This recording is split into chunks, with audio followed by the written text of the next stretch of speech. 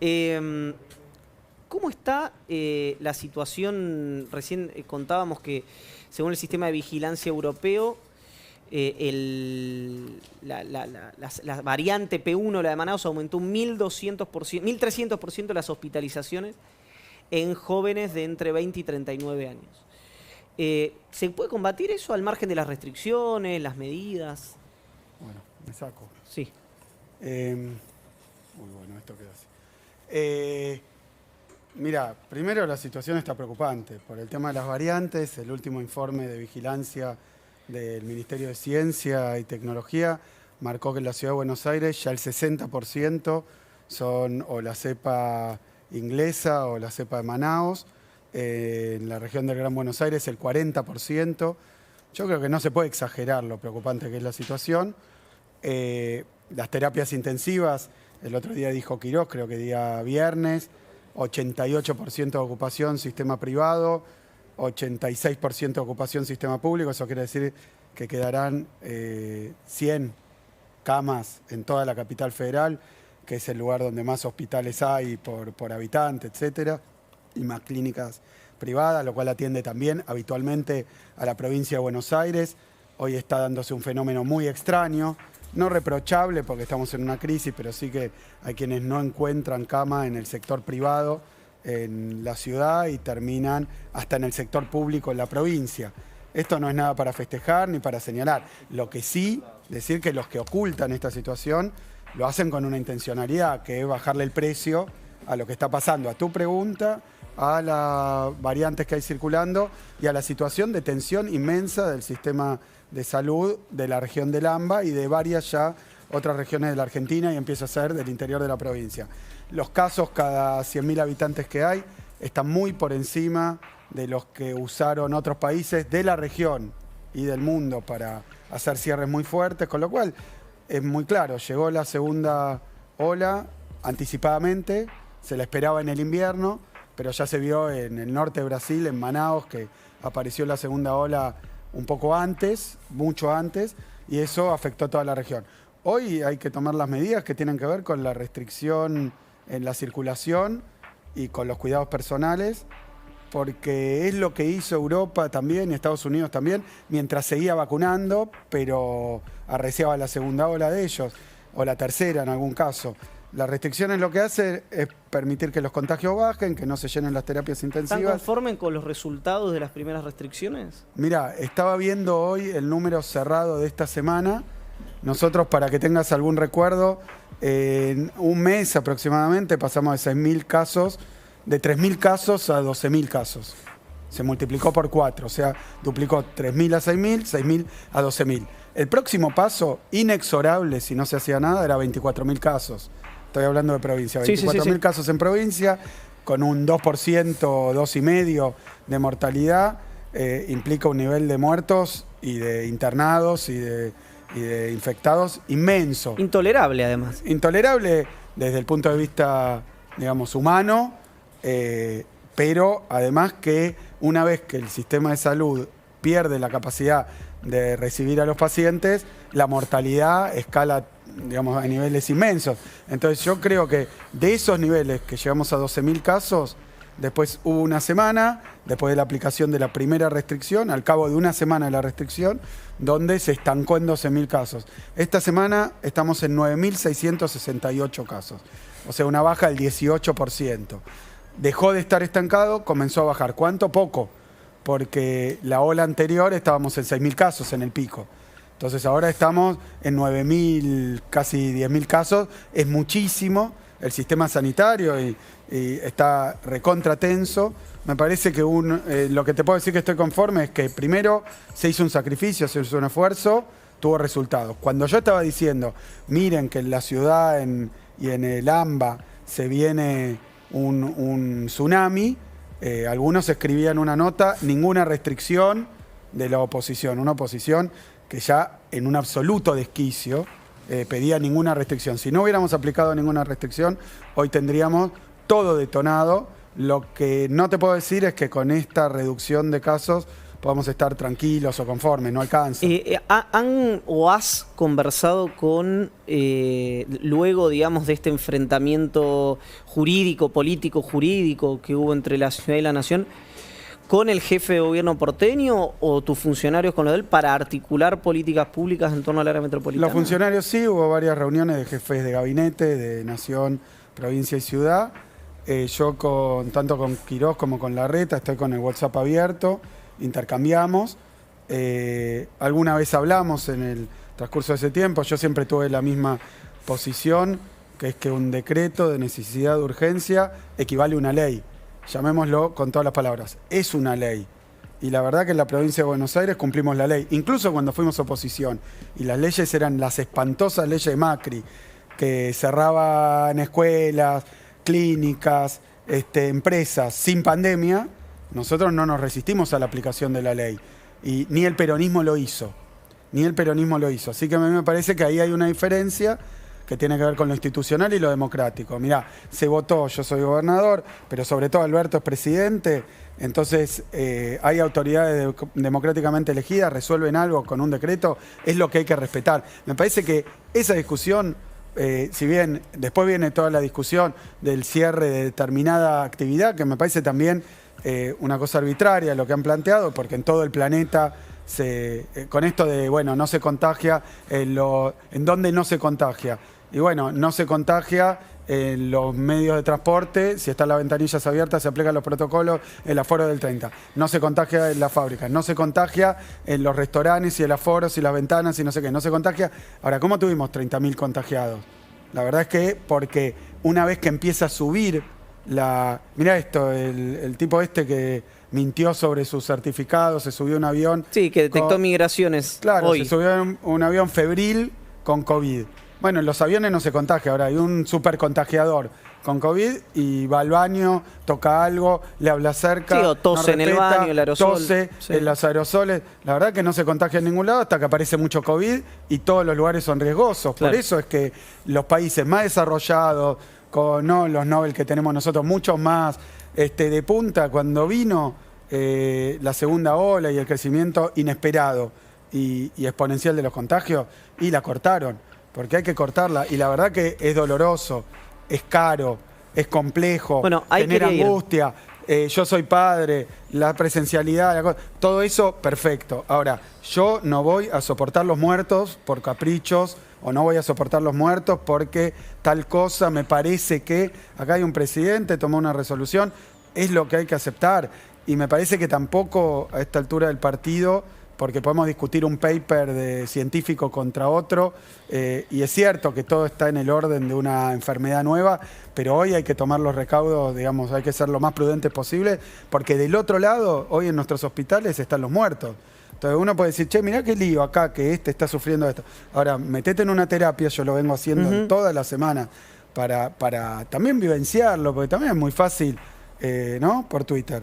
Pero si vos te metes en una terapia donde está realmente la vida y la muerte, esto que vemos acá atrás, pero todos los días y ya donde los médicos lloran, cuando hablan lloran, porque se le muere la gente y porque lo que entra en la terapia, si vos querés, ya es inaceptable, porque el problema es parar los contagios, porque cuando tenés contagios una parte va a terapia y de esa parte alguien se muere. La única forma de evitar esa cadena inexorable es bajar los contagios. Y mientras tanto, una campaña de vacunación que, a pesar de que se han opuesto a la vacuna y a pesar de que se quejan de la cantidad, la verdad, cuando uno compara mundialmente, somos de los países que más vacunas tienen, afortunadamente, porque tenemos varios proveedores, hay pocos países que tengan 3 proveedores, eso nadie lo valora, pero fue un trabajo previo y bueno, y dio ese resultado, y vamos vacunando. Esta semana nosotros vamos a llegar en la provincia, primera dosis, 3 millones de personas. Déjame preguntarte algo, porque decías antes es muy caro, etcétera. En todas las encuestas, si uno les cree, la preocupación, ahora subió mucho la preocupación por los contagios, naturalmente, por la suba de muertos, etcétera, por el COVID, digo, por la suba de contagios. Pero la situación económica, el empleo, la suba de precios, etcétera, etcétera, está también al tope de la agenda de la gente. La provincia de Buenos Aires es el distrito más populoso, y por ser el distrito más populoso, el que tiene más fábricas, el que tiene más pobres, el que tiene más todo. ¿Cómo equilibrar eso, y no solamente por una cuestión de gestión pública o de responsabilidad de gestión pública, sino por un tema electoral. No, bueno, primero viene, qué sé yo, lo electoral, que siempre está, obviamente, ahí en el horizonte y en la discusión y en los análisis. Nosotros tenemos elecciones no todos los años, pero cada 2, es casi lo mismo. O sea que para... ¿Te parece mucho? No sé. No, me gusta esto. ¿Crees que habría que...? No creo que habría que. Lo que sí Pero digo, ¿te molesta gestionar con elecciones cada 2 años? Decímelo, por favor, te pido, dame este título a Axel Kicillof. No me molesta. Bueno. A Kicillof no le molesta. A Kicillof... Lo que sí te digo es que es muy difícil. Vas a decir lo que necesito que digas. No, pensar que alguna decisión que se tome no tiene impacto electoral, o pensar que alguna decisión, porque no es año electoral, no afecta. Hay que gobernar bien, lo mejor posible y en condiciones como esta, porque efectivamente estamos en una democracia y la gente vota el que le da una respuesta, lo cual no está mal. Después también hay discusiones con en qué contexto estamos, qué respuesta puede ser. Pensar que en COVID se va a poder hacer lo mismo que pensábamos hacer sin COVID es imposible. Y lo mismo está pasando estos meses, que hay varias discusiones económicas. A veces la oposición dice, ¿cuánto desempleo? Sin levantar la cabeza del tupper desde el que tuitean, ¿no? Que tiene señal de internet, entonces pueden tuitear. Pero si levantan la cabeza, van a ver que está toda la región y todo el planeta con esta dificultad. Obviamente,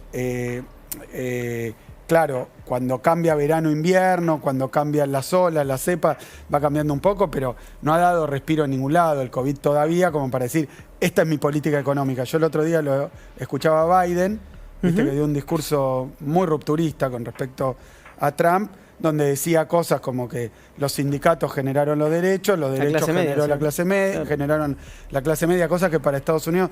Yo tenía un discurso parecido con el peronismo. Tiene una tasa de sindicalización muy baja Estados Unidos, igual. A mí me sorprendió eso, si él lo hablaba en un registro histórico y si ahora lo que quiere es como fomentar esa tasa de sindicalización. Yo lo vi en ese sentido, porque Biden es un hombre que habló mucho de los sindicatos, incluso decía, yo no me voy a referir a los trabajadores, porque los derechos los conquistaron los sindicatos, digamos, la representación política, gremial. Sí, institucional de los trabajadores. Claro, entonces, y las trabajadoras. Entonces me parece que ahí hay un cambio en la principal potencia mundial, que también hay que leer en el marco de la pandemia.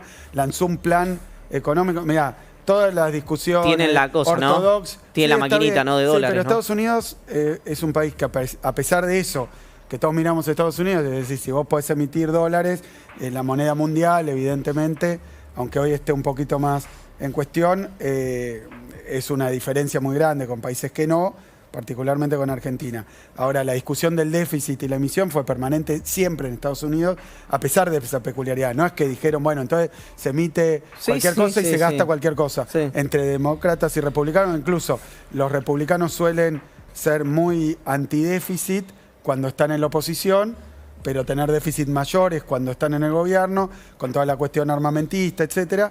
Los demócratas suelen tener programas de reducción de déficit. Lo que hizo Biden también es original en términos de Estados Unidos, que es plantear un programa primero de salida del COVID muy fuerte, con cheques de $1.400, creo que terminaron siendo muchísimos millones de norteamericanos para ayudarlos a salir de la pandemia, y eso se agrega un plan de obra pública que tiene poco que envidiarle al plan Marshall, al New Deal. Bueno, el plan Marshall fue en Europa, pero financiado por Estados Unidos, al New Deal. Realmente se están tomando la cosa como la salida de una situación muy especial. Yo entiendo la economía hoy en la Argentina, que hay que apartar un poco los manuales y decir, estamos en la segunda ola de una pandemia, y entonces todo lo que sabíamos de economía está un poco en cuestión. Y eso, algunos decían, bueno, improvisa. No, de ninguna manera. Es lo que está pasando en el mundo. Alemania, la oímos a Merkel, más allá de cerrando las escuelas y todo eso, con 165 casos. Ciudad de Buenos Aires tenía 1.350. Con 165 casos cada 100.000, cerró las escuelas. Obviamente no es lo mismo y nada es comparable, pero estamos en un tema epidemiológico, y ahí sí, el virus la verdad que no se fija ni de qué partido sos, ni de si sos alemán, de Unión Europea. Se contagia y mata. Estabas con la economía, no te vayas al COVID. ¿Qué decías? De que en Alemania... No, bueno, Alemania se planteó que es un país que tiene una cuestión muy fuerte con los compromisos fiscales, también estamos en COVID, vamos a tener que olvidarnos un poco. Déjame discutirte esto. Ninguno tuvo a Macri antes. 44.000 millones de dólares de deuda. ¿Por las restricciones o por el desastre que dejó? No, por las restricciones presupuestarias. Porque bueno, están las dos cosas, pero están las dos cosas. Mirá, te digo... no tenés Club de París, no tenés Fondo Monetario, no tenés problema... Digamos, nosotros tenemos restricciones enormes que esos países, felizmente por ellos, me alegro mucho por los estadounidenses y por los alemanes y las alemanas, pero no tienen. Bueno, evidentemente Argentina no es Alemania, no es Estados Unidos, pero el COVID es el COVID y hay que tomar medidas excepcionales, difíciles de evaluar o apreciar como si esto fuera una situación normal. Si actuamos hoy como si fuera una situación normal, es un poco como estos que dicen, bueno, pero ¿por qué ahora no se puede hacer tal cosa? Y bueno, porque estamos en medio de la peor pandemia en 100 años y seguramente peor que la de hace 100 años. Te hago una pregunta, ¿estamos hablando conceptualmente o estamos indirectamente hablando de la discusión de tarifas que se está dando hoy en el seno del Gobierno Nacional, de la cual además te voy a preguntar en instantes nada más? No, estamos hablando conceptualmente. Lo que pasa es que tiene muchas derivaciones, pero de nuevo, cuando se aprobó el presupuesto el año pasado, se dijo, este presupuesto contiene supuestos con respecto a la epidemia, que efectivamente si la segunda ola llegaba a los países vecinos, que acá se la contuvo un poco deteniendo los viajes, pero hoy ya tenemos la cepa de Manaus adentro, que tampoco se esperaba que existieran cepas de este tipo, ni se sabía cómo iba a ser.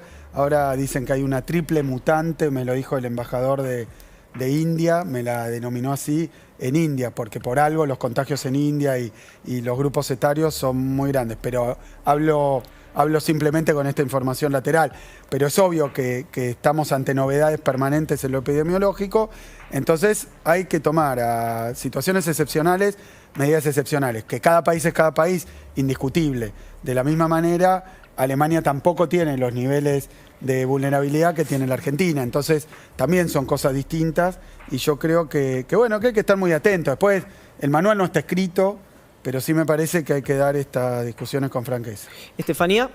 Bueno, buenas noches, gobernador, ¿cómo le va? Un poco haciendo un repaso, lo subtitulo y me dice si está bien la lectura.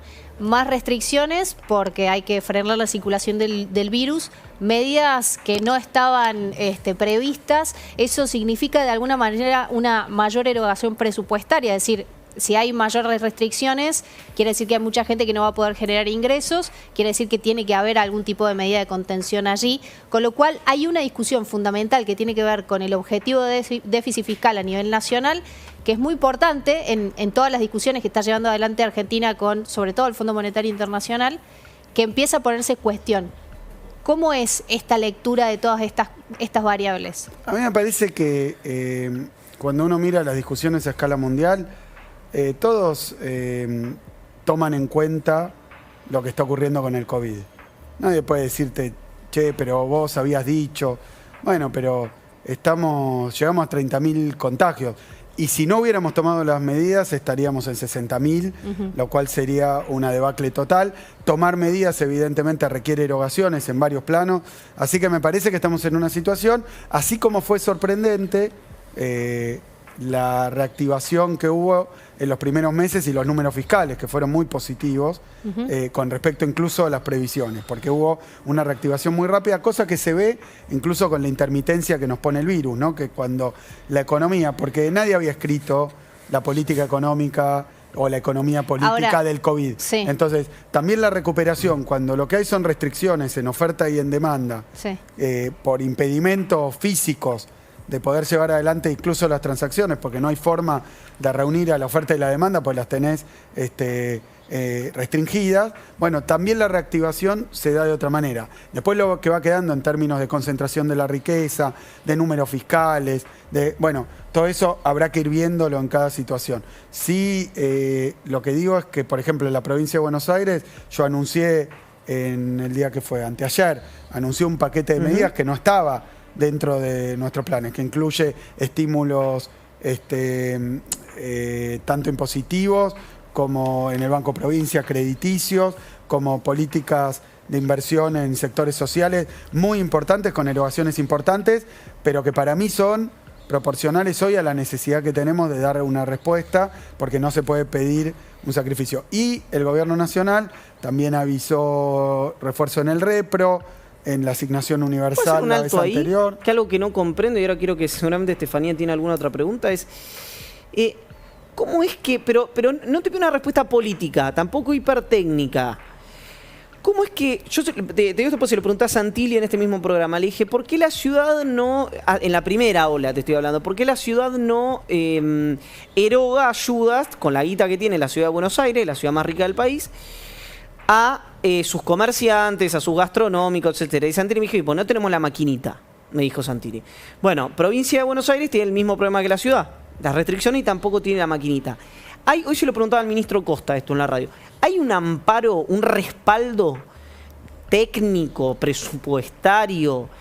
¿Hay un racional de las cuentas públicas detrás del paquete de medidas que anunció la provincia de Buenos Aires? Sí, pasó durante todo el año pasado, hubo una caída en la recaudación que todavía no se está observando tanto porque la actividad económica o determinadas actividades no han sido detenidas, va a tener un efecto, pero no tan fuerte sobre la recaudación. El año pasado hubo asistencia a todos los distritos del gobierno nacional para cubrir esta diferencia y esta vez yo creo que es mucho más heterogéneo el efecto. Hay ciertos sectores muy perjudicados, hay que hacer un redireccionamiento del gasto hacia esos sectores, pero me parece que también hay un poco de vocación. No quiero ponerme, dijiste, ni político ni técnico, entonces voy a hablar como ciudadano. voy a hablar con lo emocional. Sí. Pero me parece que hay un tema vocacional, que es que nosotros tenemos un distrito muy importante en términos poblacionales, casi más del 35%, 38% será ahora de la población. Representamos una parte importante de la Argentina, con todas las particularidades que vos decías. No podemos borrarnos. Me parece que no podemos borrarnos. Porque cuando te borrás, los sectores que están, que tienen más espalda o más capacidad, sobreviven, pero hay otros que les cuesta muchísimo. Entonces yo creo que también hay que dar un gesto. El gobierno nacional lo dio, el gobierno provincial lo hace con muchísimo esfuerzo, no es que nos sobre, pero por ejemplo en el Banco Provincia estamos lanzando un programa de construcción casi para construcción privada y pequeña, que serán 50.000 créditos para obras, que tiene que ver también con movilizar la economía del barrio. Son cosas que nosotros pensamos, evaluamos el impacto y hacemos porque creemos que eso es lo que necesita quienes tenemos que representar. Obviamente, creo que también hay una cuestión ideológica. Creo que también hay una cuestión ideológica con respecto a cuál es el papel de los gobiernos, de los estados y en cada uno de las decisiones. Obviamente, y creo que es así porque para eso estamos también, ¿no? Para expresarlo. Pablo. Hablábamos de la segunda ola, muy alto todavía los números, a pesar de que se aplanó y empezó a bajar. Uno imagina que está entrando en el invierno, que lo que viene, por lo menos climáticamente, puede ser más complicado, más allá de que siempre la idea del encierro. Dos cuestiones que me parece que van al mismo punto. 15 días sin clases presenciales, 21 días más.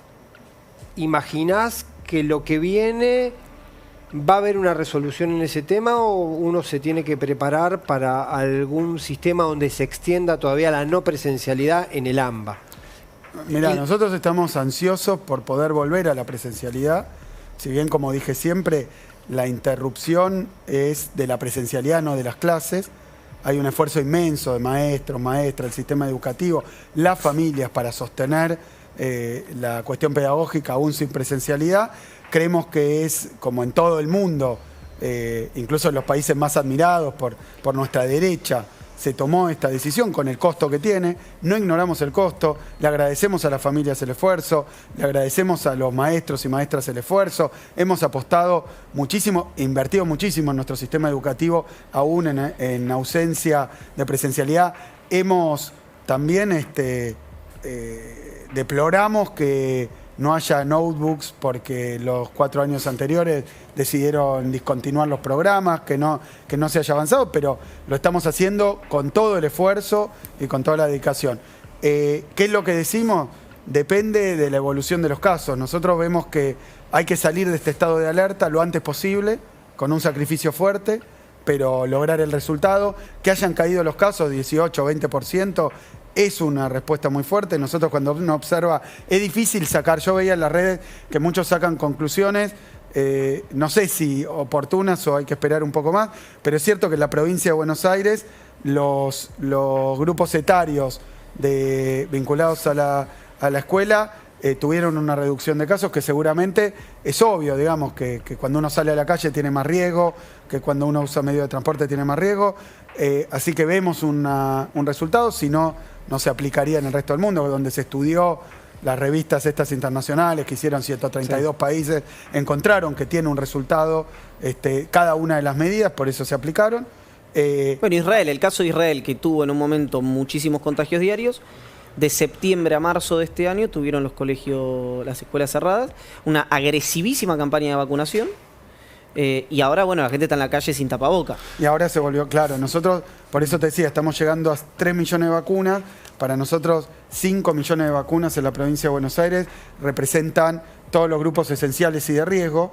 Lo que nosotros estamos haciendo ahora, tenemos el 95%, tenemos 100% prácticamente del sistema de salud. Siempre falta algo porque se inscriben todos los días. Contra los inscriptos. Tenemos el 88% de los mayores de 70 años. Tenemos el 86% de los mayores de 60 años con enfermedad. Ahora esta semana con los 3 millones vamos a terminar mayores de 60 años con enfermedad, vamos a terminar mayores de 70 años y vamos a pasar un hito, segundo hito. Eso nos da una tranquilidad, que es lo que, en parte, porque todos dicen, ¿y dónde está la vacuna? Te voy a preguntar una obviedad. Si vacunaban mayores de 80, mayores de 70 y están vacunando mayores de 60, significa que, y las terapias están ocupadas casi al 100%, al 80 y pico, etcétera, ¿significa que están ocupadas por gente de 50 y de 40? Mira, yo el otro día lo decía, incluso me gastaban en las redes los trolls de Macri, ¿no? Porque no quieren aceptar lo que yo dije, que es así, el promedio de internación en las terapias de la provincia es 61 años.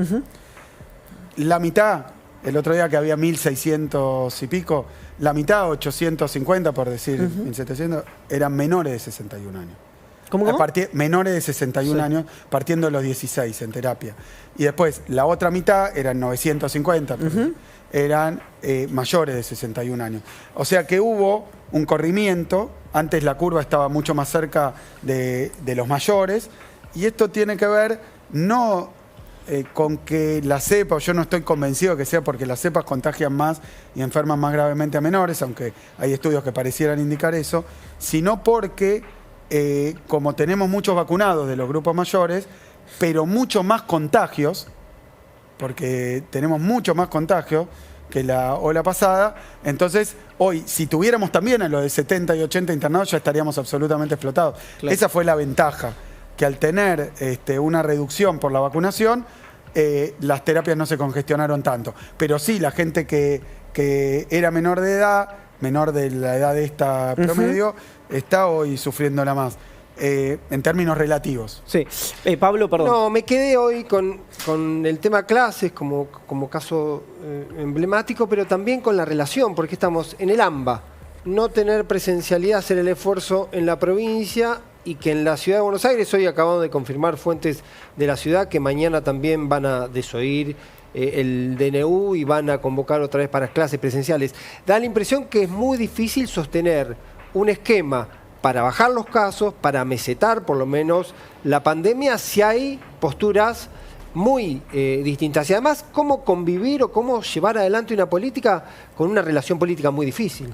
Bueno, la ciudad lo que anunció el otro día es que iba a sumar restricciones, incluso en lo educativo, lo cual de alguna manera es tomar en cuenta el efecto que tiene el sistema educativo sobre la pandemia. Después yo lo que espero es que se resuelva esta cuestión lo antes posible. Yo diría, ¿cuál es el principal criterio? El primero y lo más fácil, respetar la ley. Hoy hay una ley, respetar la ley. El segundo, que si esto se pone en cuestión y empezamos con esto, que lo resuelva la justicia. A mí me parece que judicializar la pandemia ya es un extremo, como esa dirigente que dijo es veneno y nos acusó de envenenar. Entonces, bueno, ¿qué quería? ¿Que pararan la vacunación? ¿Cuál era el resultado de eso?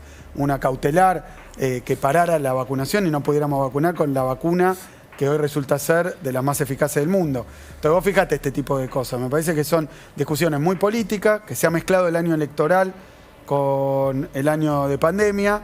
Lamentablemente, yo digo, estamos en campaña de vacunación, campaña de cuidado. No podemos estar en una campaña electoral, ni podemos gobernar con encuestas. Ni podemos gobernar con encuestas. Yo sé que algunos tienen esa tendencia, pero la verdad que no es momento y hay una autoridad que resuelve qué hacer y habrá dudas, discusiones, habrá 6 millones de opiniones distintas, una de cada lado, pero hay que respetar lo que dice esa autoridad sanitaria porque después se genera un efecto de confusión, se deriva la decisión a las familias, a los directores de escuela, que me parece poco respetuoso también. ¿Cómo van a estar hoy los padres y madres discutiendo si hay que hacerle caso al DNU o hacerle caso a la ministra de Educación?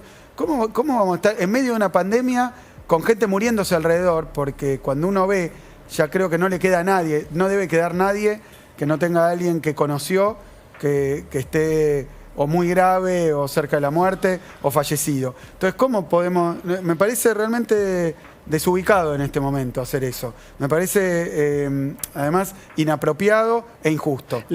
Porque aún si la medida no estuviéramos de acuerdo, yo lo dije, yo que estuvimos pidiendo más restricciones en algo, me parece que hoy lo que corresponde, además ha tenido efecto, es aceptar y acatar las medidas nacionales, porque es lo que nos va a dar, además, certeza a la gente en un momento de tanta incertidumbre. Yo sé que hay mucha angustia, ¿cómo no la va a haber? A todos nos da ganas de protestar a veces golpeando la pared porque uno quisiera que no exista el virus tan dañino, que no mute, que no vuelva, que no... Todo un montón de cosas, pero pelearse con el virus es difícil, a veces maten al mensajero, el que tiene que ir a decir, che, está el virus y la gente se está muriendo, pero me parece que no corresponde, me parece casi una desubicación total. ¿Le encontrás alguna explicación a ese comportamiento? No, es que no quiero ni valorarlo, ni qué sé yo, cada uno entenderá sus razones. Yo insisto que como muchas veces esto se inicia con ese presunta ala dura, los halcones, los rapaces, los salvajes macristas, empiezan esto en general, ese ala, bueno, yo creo que ahí hay un tema a resolver también, pero no podemos hacer que nos marquen el ritmo los trolls, ¿no? Porque entonces va a ser muy difícil, ni las encuestas ni los trolls. Veía en el graph, en el televisor que está detrás tuyo, si la gente vota a quien le da una respuesta. Y veía una encuesta de Ágora, que la mostraba aquí la semana pasada, que decía que desde septiembre, yo vi la serie, no importa el número, si está bien o mal, pero la serie desde septiembre hasta abril, en los votantes del Frente de Todos prácticamente no se movió, osciló en el margen de error. Y bueno, y en ese transcurso subió la inflación, subió la pobreza, subieron los casos, etcétera, etcétera, etcétera. Es que la oferta electoral es pobre, digamos, porque el que está enfrente es el que te trajo la crisis. Es que la gente no vota al que le da una respuesta, sino es más un voto político ideológico. ¿O es que la gente comprende más que nosotros, digamos, que el sistema, que la política, que los empresarios, que hay una pandemia? ¿O es un poco de todo? Mira, es difícil ponerse hoy a hacer un análisis muy fino de la voluntad política de cada uno de nosotros, incluso en cuanto a decisión de voto, porque me parece de nuevo que hoy no podemos ponernos mucho en el canal de electoral. Me parece difícil, incluso la pregunta. Sé que es un año donde hay un calendario electoral, pero es difícil porque en medio de una pandemia, que es una situación excepcional y de emergencia muy dura, me parece que a todos nos toca transitar una situación que no esperábamos, no conocíamos, que produce de nuevo angustia, desesperación, miedo también. La gente tiene miedo de contagiarse, esperanza y necesidad de recibir vacuna una vez que terminamos con esa vil campaña antivacuna. Entonces me parece que hoy estamos muy guiados por esas emociones. Me parece difícil, creo que uno lo que tiene que hacer es mantener la cabeza fría. Creo que tiene que asesorarse muy bien con gente que sabe lo epidemiológico, porque hoy la emergencia viene del lado epidemiológico, y después sobre eso hacer lo mejor que podamos para que esto no tenga los demás efectos que obviamente tiene una crisis de esta magnitud. Ahora va a cerrar con una pregunta, Estefanía, pero te tengo que preguntar, como decíamos antes, por el tema el debate que se está dando en el seno del gobierno a propósito del aumento tarifario, al margen de las discusiones políticas me refiero, pero que tienen como debate de fondo esto. Hoy le preguntaba a Augusto Costa como una suerte de pregunta trampa, a ver si le sacaba un título, te voy a hacer lo mismo, que es ¿qué aumento pueden resistir los bonaerenses y las bonaerenses? Nosotros en la parte que... ¿aumento de qué? De tarifa, de energía eléctrica.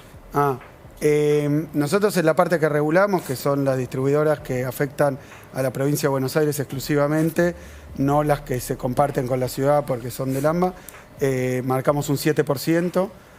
Obviamente esto implica varias cuestiones y decisiones. Yo creo que venimos de una época de Macri donde hubo aumentos absolutamente desmesurados, que lo quiero repetir, no tuvieron como correlato que el servicio mejoró, que uno ahora tiene una red eléctrica después de aumento del 3000%, primer mundo, sino que en términos de inversión y de mantenimiento se hizo muy poquito. Bueno, venía de no aumentar durante muchísimos años. Bueno, pero no es que cuando los balances eran muy buenos, se endeudaron en dólares, muchas de las distribuidoras, se llevaron esa rentabilidad y ahora tenemos una situación donde esos aumentos de aquel momento generaron ganancias y no inversión y no mejora el servicio y como vos decías con la deuda, con el FMI, nos dejan en una situación complicada porque obviamente el estado en el que dejaron las cosas fue malo y ahora la situación económica que dejaron es muy mala también. Entonces son todas cuestiones, lo escuchaba Augusto, de buscar equilibrios entre estos factores y de trabajarlo, también con las empresas, ¿no? Que incluso hubo cambios dentro de las empresas. Hay que trabajarlo bien. Hay una idea, decime si vos debés tener los números en la cabeza, yo no, si estoy diciendo una tontería. Aumentar tarifas y que eso te implique, lo pregunto en términos de esto que siempre dice el ministro del orden macroeconómico, aumentar tarifas y que eso te implique menos subsidio y equilibrar eso con una nueva tanda de IFE, ponele, o de ATP.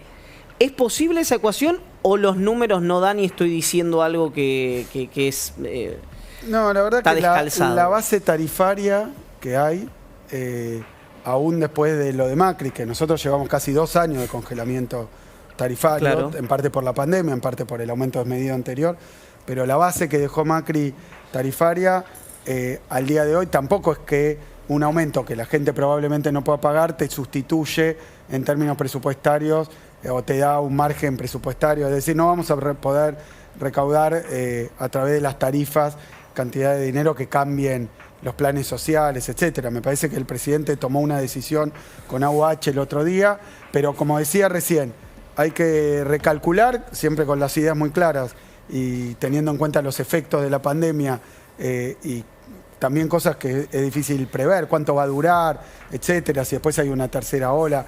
Ahora, de nuevo, alguien me escribía recién, leí acá, cepa triple mutante. No sé nada de esto, quiero decir, repito, no sé ni de qué estamos hablando.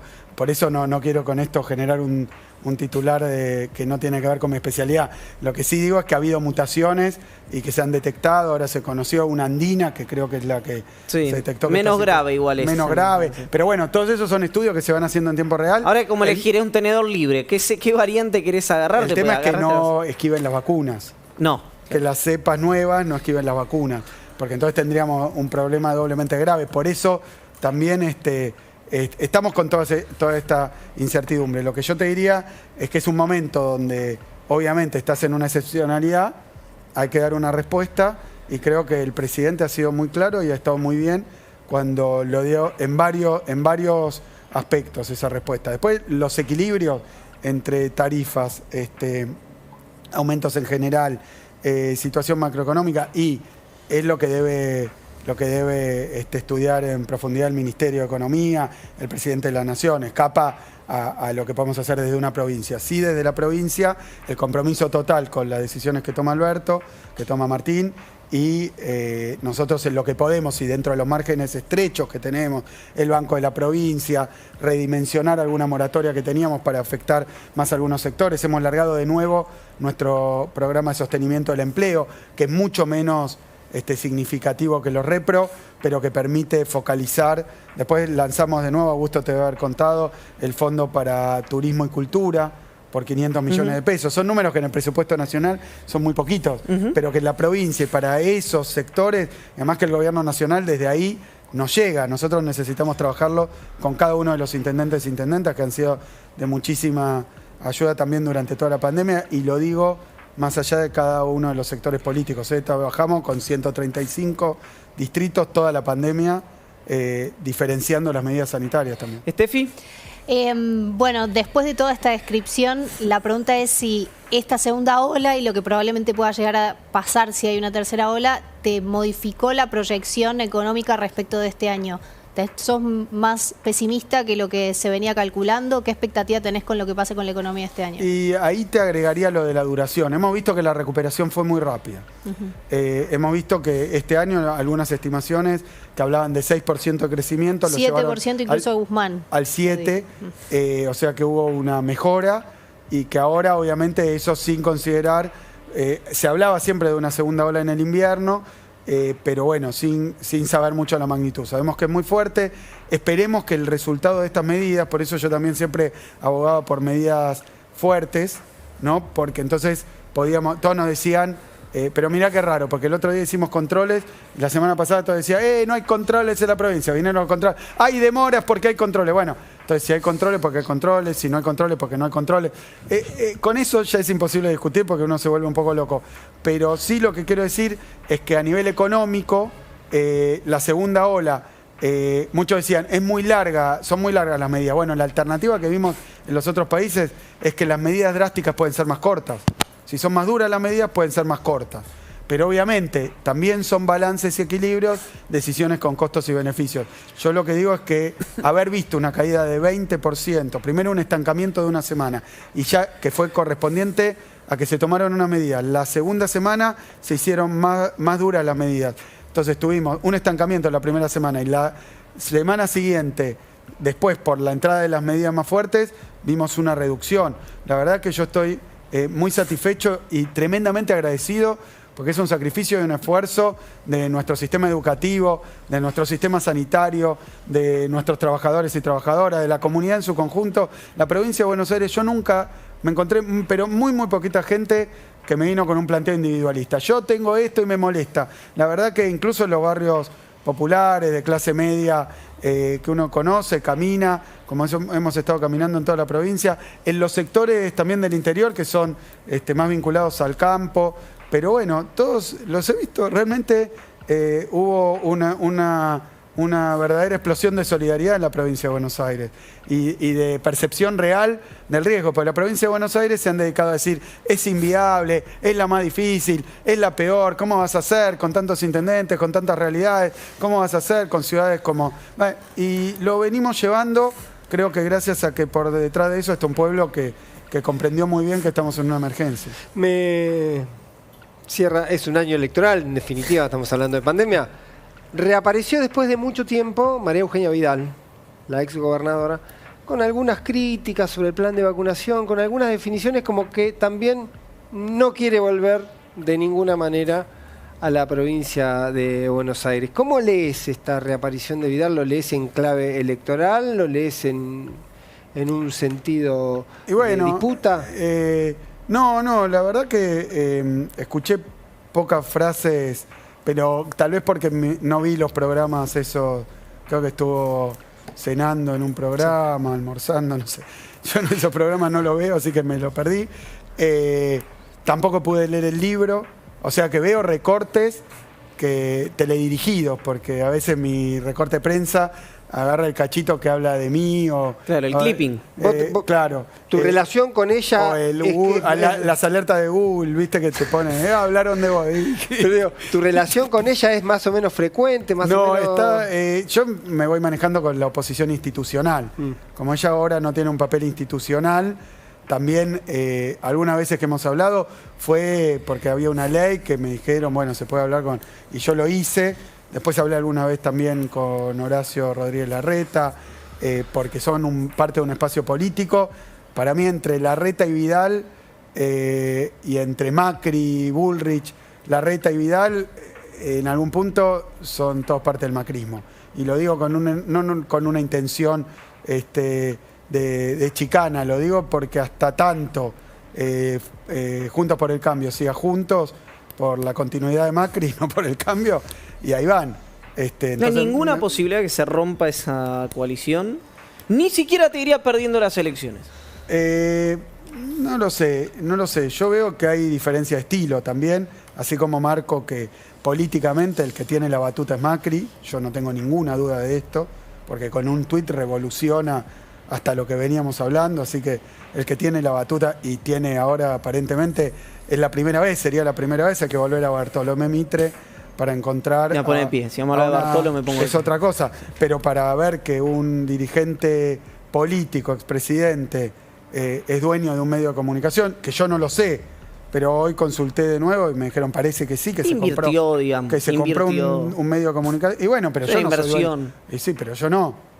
Bueno, yo soy un poco dueño de YPF, ¿no? Bueno, pero eso está bien, porque es nafta. No, poquito, ¿no? O sea, como... No, periodista. Le pregunté a periodismo, González el otro día si podía ir al directorio y me dijo sí, que no. pero bueno, hay una línea ahí y me parece que es una suerte de emancipación o intento de emancipación de otros medios de comunicación que tal vez sintió que lo condicionaban. Pero ahora sería una novedad importante, hay que estudiarlo esto porque más allá de todos los juicios, de todo lo que tiene que responder Macri, tendría que decir, si yo me compro ¿vieron lo de libertad de prensa? Atañe a todos. Si yo me compro un medio de comunicación o tengo una influencia especial porque soy dueño, debería avisar que ese es mi medio.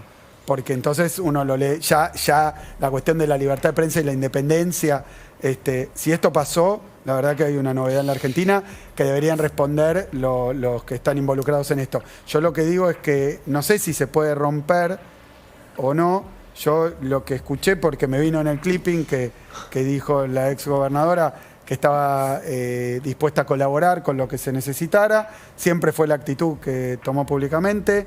Después de mucho tiempo no declaró, así que yo eso lo agradezco, me parece una buena actitud. ¿Crees que fue un silencio autocrítico, como dijo Massa en este programa, el de Vidal? No sé, me falta, tengo pendiente el libro, no tuve tiempo, y el de Macri también, o sea que tengo ¿Vas a leer el de Macri? 2 libros pendientes. No sé si no me estoy haciendo tiempo libre, pero... ¿Qué tenés que hacer, total? No sé, del de Macri lo que entendí es que Macri cuando fue presidente, la política la delegó en un grupo que era... lo entendí, así que pido disculpas si el resumen que me llegó estaba mal. Lo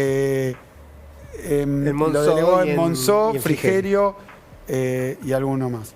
Y que la economía la delegó en Caputo, ¿quiénes Sí, eran? Pratgay, Sturzenegger, Duhovne. Sí, después dos Quintana Lopetegui. Quintana Lopetegui. O sea, delegó la economía, delegó la política y se dedicó a...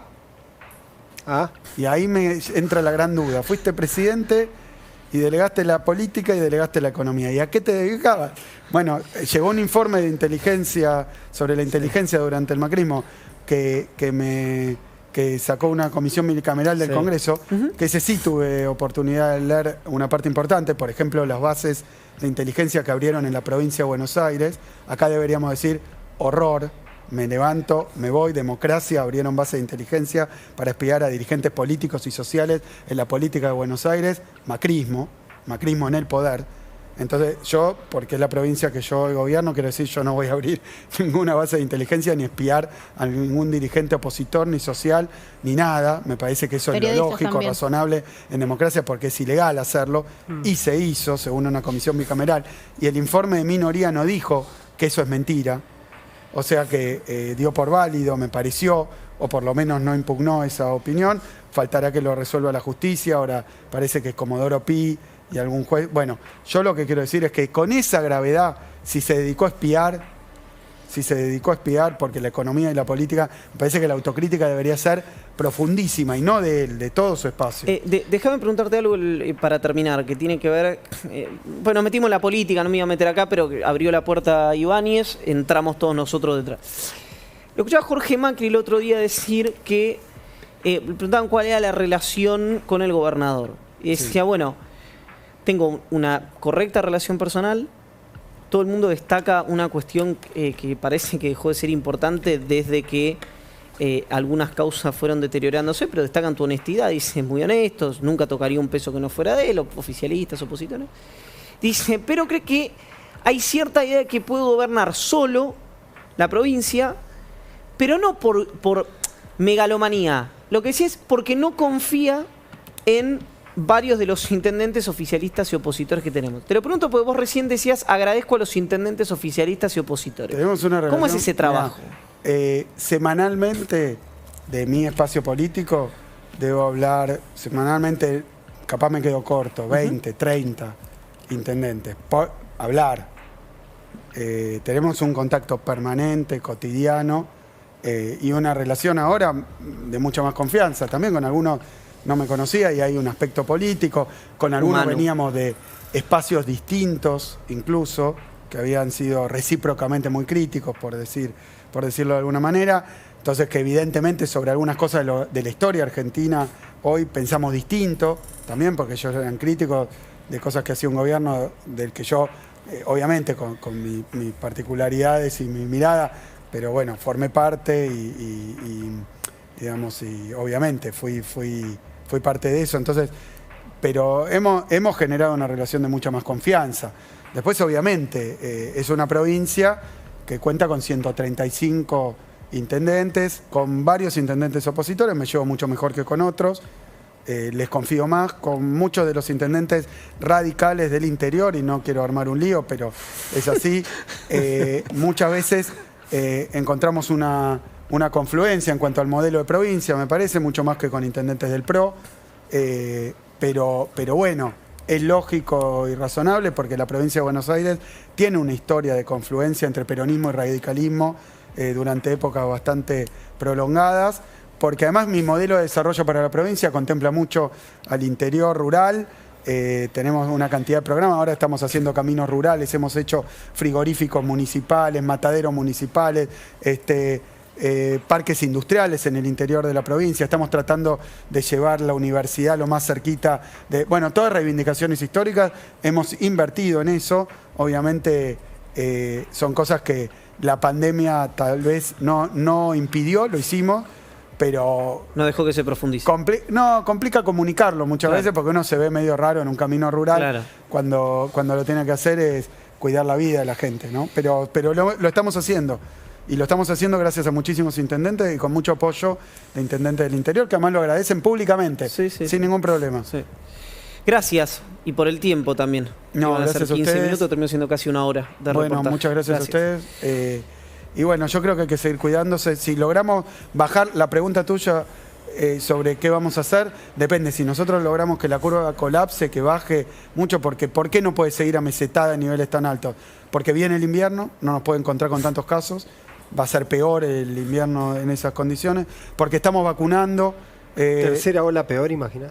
Y bueno, por eso hay que ver, no me cuesta hacer pronóstico. Lo que sí estoy convencido es que resignarse a que los casos están en 10.000, 12.000 en la provincia, y resignarse a que se muere gente por día, que si tuviéramos la mitad de los casos sería la mitad de gente, porque es inexorable esa estadística.